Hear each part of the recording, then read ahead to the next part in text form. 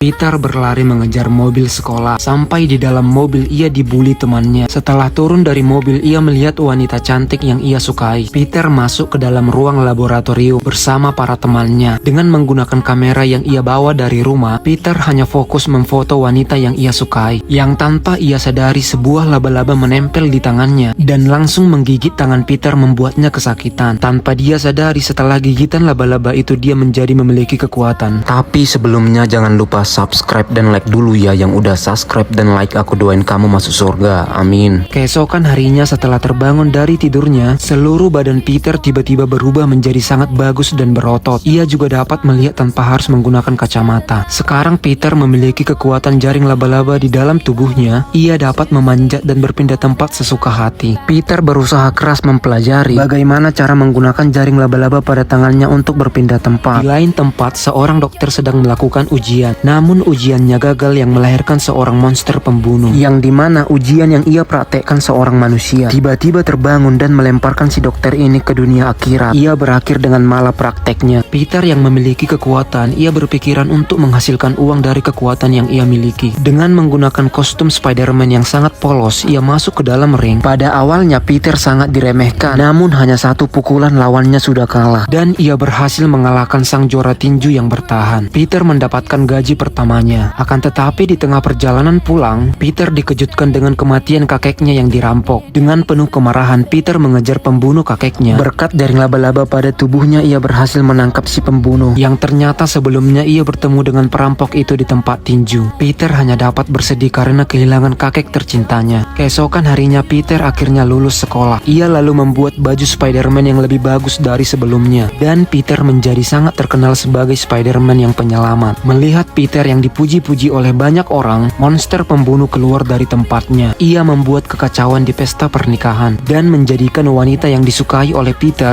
sebagai alat untuk mempersulit Peter menyelamatkan semua orang. Ia berhasil menyelamatkan wanita yang ia sukai dan kembali bertarung melawan baju besi.